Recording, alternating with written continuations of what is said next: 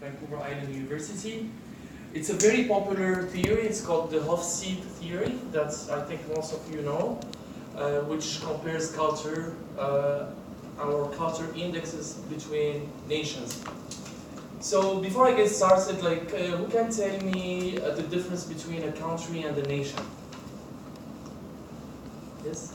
Nations are basically different types of people who live in one country, so a country can have an unlimited amount of nations living there. Okay, that's one side of the answers, yeah? Nations also might have different languages and cultures, and countries' languages will be mandated by the constitution. That's well said, yeah? Very good answer.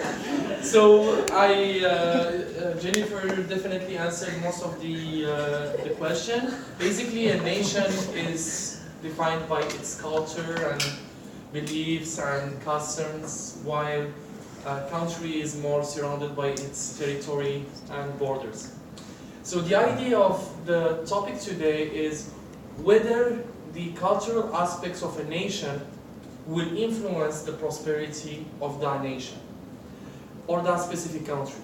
So I've just made up like a quick research comparing like a few elements of the Hofstede theory, which includes the masculinity, femininity, individualism, collectivism, distance of power, uncertainty index, long-term orientation, and indulgence.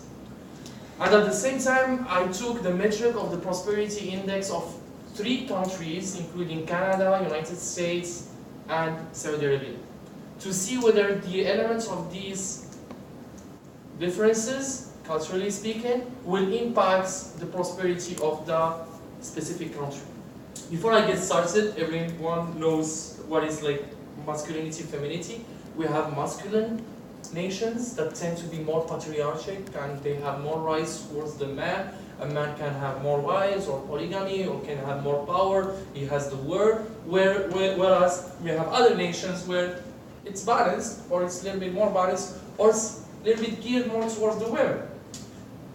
Distance of power is another metric, which is how the manager or the boss is behaving with the subordinates and how the subordinates will react to the manager.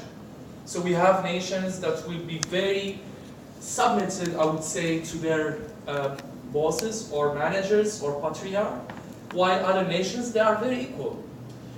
Going to the individualism, collectivism, if we go to South Asian cultures, we'll find they are more collectivist than North American cultures. If you go to a Chinese restaurant, you will see like people as a family joining in surrounding a big table and sharing and cheering.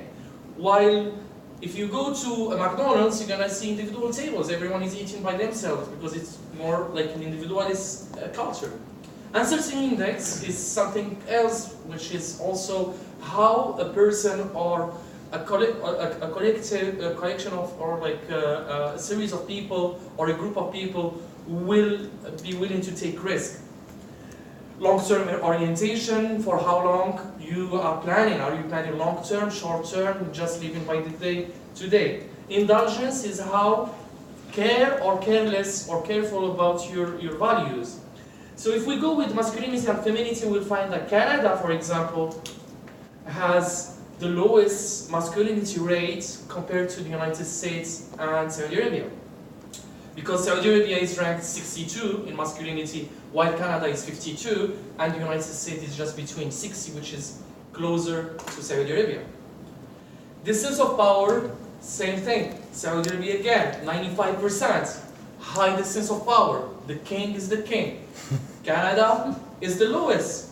You meet Justin Trudeau in the metro town or street, hey Justin, can I take a selfie with you? You can't do that with the king of Saudi Arabia. You move on with the individualism, collectivism. Again, with individualism, United States is ranked top with 91 as a score compared to Canada 80, which is very close, and Saudi Arabia 25, which is more collectivist. Same thing with uncertainty index, 80 for Saudi Arabia, the highest score. They are not willing to take risk as compared to the most powerful economy in the world, accordingly, United States, where we have a lot of brands and companies and so on, so they are more willing to take risks. But interestingly, Canada is ranked better than or as close as to United States in this metric. So overall, what I did just while I'm preparing this speech, I pointed all the numbers and summed them up to see if that will impact the prosperity of a country. So, summing up all the numbers, 323 for Canada, 285 for the United States, very close, we are like neighboring countries, and 350 for Saudi Arabia, which is the highest. But in terms of prosperity index, Saudi Arabia is ranked 86th in the world, while United States is ranked 17th, and Canada is ranked the 8th most prosperous country in the world. Doubling ranks compared to United States and 10 times more than Saudi Arabia. So does culture necessarily impact prosperity and life quality?